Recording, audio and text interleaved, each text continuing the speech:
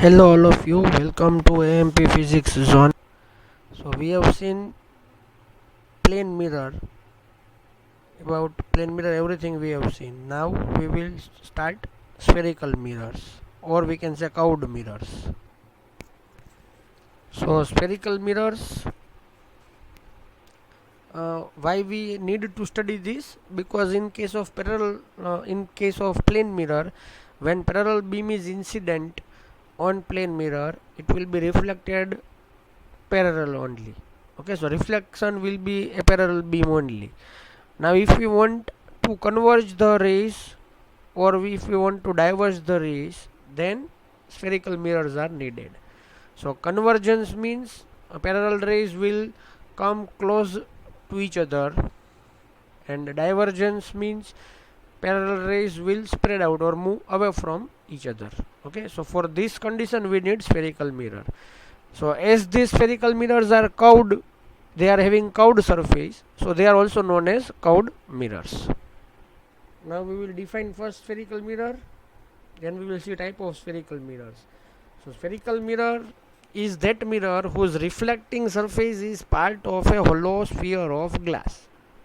Okay, so for making spherical mirror we need a hollow sphere of glass. There are two type of spherical mirrors available. So concave mirrors and convex mirrors. So we can see the diagrams. So this is concave and this is convex. In case of concave mirror, we can see the silver coating protected by red paint will be on bulgy part. So it means reflection will be from concave side, okay, or curved side. So we can see here in the diagram. So this is the reflection of light from this surface. This is concave side, and if we check convex mirror, then reflection will be from this side. We can check here reflection, so that is bulging side, so that is called convex mirror. So in that, silver coating will be in the inner part of the sphere. Okay, so spherical mirror is the mirror whose reflecting surface is part of hollow sphere of glass. So we need to take a hollow sphere of glass. We should cut a part from that.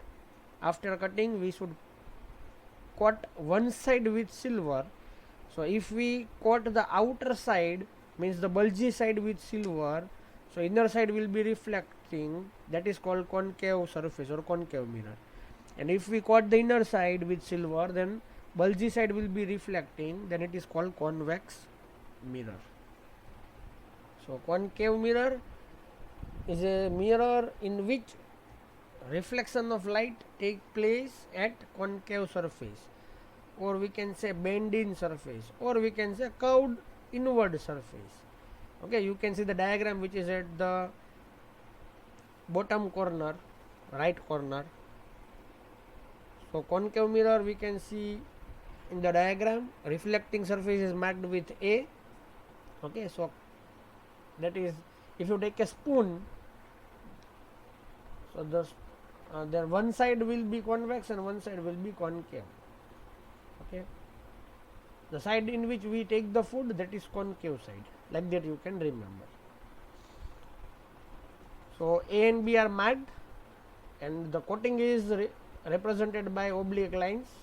Okay, that is non-reflecting surface or the coating, as we have done in case of plane mirror.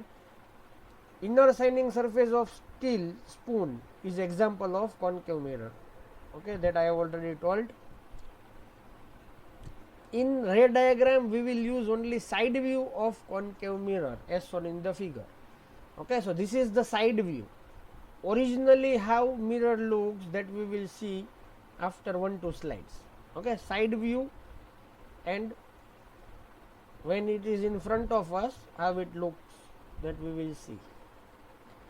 So if we look at concave mirror from front, then it is a piece of thin round glass whose surface is shining and bend inward, whereas back side is covered with paint and bulging outward.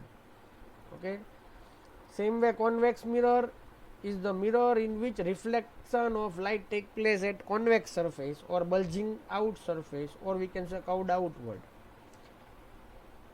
Here B is reflecting surface, A is the surface which is non-reflecting, means coating is done on that surface. Backside of shining screen spool is an example of convex mirror. Okay, in this also ray diagram we will take only side view, that you can see on the right top corner, that is the side view. Okay, however, if you look from the front, it will appear a piece of thin round glass whose front shining surface is bulging outward and back surface covered with paint is bent inward.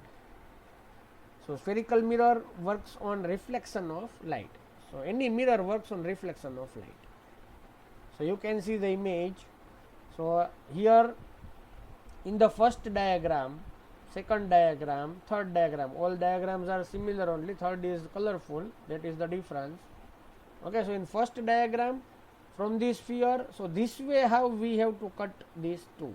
From the sphere, this way we have to cut. So if you see this much portion, then side view we can draw like this, as you can see here. I am drawing right now for concave. So this is side view. But if we are viewing from front, then you will see like this. Okay, so you can see the diagram that is rotating. So this is how the mirror look like. Actually a concave side will be there, it is half of sphere, so it is hemisphere or semisphere. But this side which is flat right now, this is flat side right now, you can see, but it will be bend inward. Okay, like this it will be. So one side will be bulgy and one side it will be cave like. Okay, so if we coat here paint silver, if we coat here, then it will become concave, and if we coat inside, then it will become convex. So the right now this image is of concave mirror. Okay, so shiny surface is inward,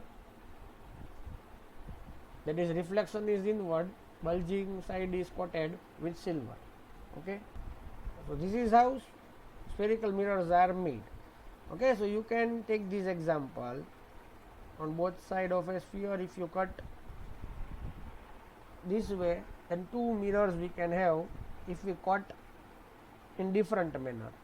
Okay, so if silver is coated inward, so convex mirror, and if silver is coated outward, it is concave mirror. This is 3D view. Okay, 3D view. But for ray diagrams we will draw like this, which you can see on the top, not the full circle. I am drawing here. This is for concave and this is for convex. Okay, like that you can draw. Now different things which we have to remember for mirror, different terms are there. So first is pole. So you can check here pole. So pole means center of the reflecting mirror. Pole is center of the reflecting mirror. So if this is mirror, center of this, you can see here center of this.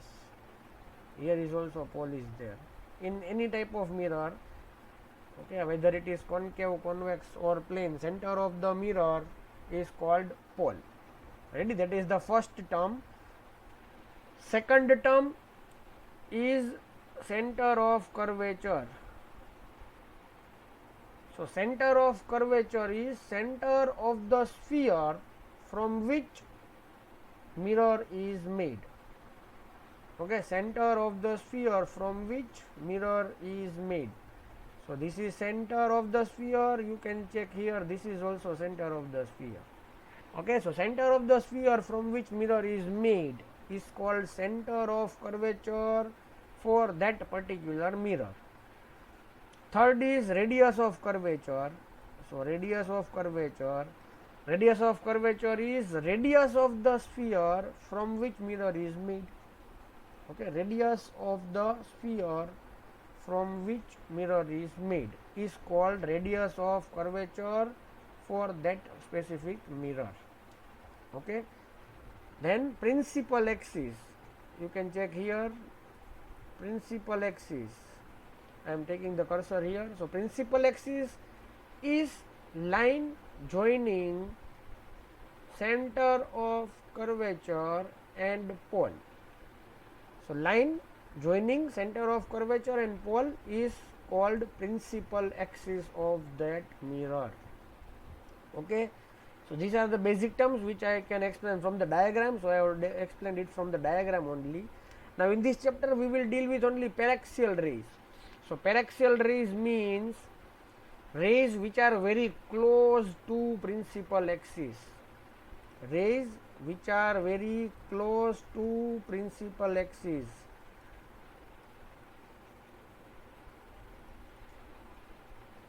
Paraxial rays. Okay, so this you need to remember. So pole, as we have seen in both the mirror, center of the reflecting surface or mirror is called pole. Center of curvature is center of the sphere of which mirror is part, or we can say mirror is made, is called center of curvature of the mirror. Radius of curvature for the mirror will be radius of the sphere of which mirror is part. Okay, principal axis, so PC, line joining pole and center of curvature is called principal axis of the mirror. Okay, so this term we have already seen from the diagram only. Now aperture. So aperture actually means the portion of the mirror from which reflection of light actually take place. Okay, actually reflection take place from the some portion of the mirror, that is called aperture of the mirror. Okay, so light falls on some part of the mirror and it will get reflected, that much part is called aperture of the mirror. So actually we will take diameter of the reflecting surface, diameter of the reflecting surface as aperture. So I am showing you the diagram again. Okay, so you can check here. So this is actually a circular part. So if we take aperture, so from here till here, then you have to connect a straight line. So that will be diameter of this circular portion. Okay, so actually when we look this mirror from the front side, it will be circular, so edge will be circular. So we should remember that aperture is diameter of this circular part. Okay, so aperture of the spherical mirror is represented by diameter of circular part or reflecting surface, that is called aperture. Principal focus, which is also known as focal point. So pole, center of curvature, this line is principal axis. Paraxial rays, rays which are very close to principal axis. So when parallel ray parallel to principal axis, rays parallel to principal axis and close to principal axis, after reflection from the mirror. Okay, so law of reflection is obeyed in each and every case, means for all type of reflecting surface. So first we need to draw normal, because we know angle of incidence is equal to angle of reflection. So reflected ray and incident ray making angle with normal should be equal. Okay, so if we check this I and this R, then it will be equal to I. Okay, normal in case of spherical mirror will be radius of curvature. Okay, so if we take a sphere, we know radius and tangent will be perpendicular at any point. Okay, this we need to remember. So same way for curved surface or spherical mirror, normal will be line joining center of curvature and point on the mirror, or we can say surface of the mirror. So line joining surface of the mirror and center of curvature will be normal to the mirror at that specific point. Okay, so a ray which is incident on the mirror, at point of incidence we have to draw normal. So this is normal, this is reflected ray. So we have to draw many such rays which are parallel to principal axis like this. All after reflection will pass through a point. Will pass through a point. That point is called principal focus in case of concave mirror. Okay, so for concave mirror we can define principal focus as point where parallel rays to principal axis, rays parallel to principal axis after reflection from concave mirror actually meet at a point which is called principal focus. Okay, so you can note it down afterward. Okay, pause and you can note it down. So principal focus of a concave mirror is a point on its principal axis to which all the light rays which are parallel and close to principal axis converge after reflection from concave mirror. So they will converge at that point. Okay, same way for convex mirror. So normal will be line joining center of curvature and surface of the mirror, that we have to remember, and it is no needed to draw that line. This is for explanation only. So in this case we have to extend the rays back and they will appear to meet, or we can say appear to diverge. So principal focus for convex mirror is a point on its principal axis from which beam of light rays initial parallel to axis appear to diverge after reflection from convex mirror. So in concave mirror it will converge at a point which is called focus, and in this convex mirror it will appear to diverge after reflection from a point which is called principal focus. Focal length. So pole, center of curvature, principal focus. So distance between pole and principal focus is called focal length, that we can see from the diagram also. Focal plane, this is only for knowledge. So plane perpendicular to principal axis and passing through focal point. Okay, so we can imagine a plane. I am drawing. So you can check plane which is perpendicular to principal axis. So this axis makes an angle 90 with this plane. Okay, so plane will be perpendicular to principal axis and passing through focal point, that is called focal plane. So these are the basic terms you need to remember after moving ahead about spherical mirrors. Now some terms for plane mirror, if we check, for example, we know that now plane mirror neither converge or diverge the parallel rays. So focal length of plane mirror we can consider as infinite or infinity, which means very very large distance or limitless. Okay, this you have to remember. So focal length of plane mirror is infinite because it will neither converge nor diverge the parallel beam of light.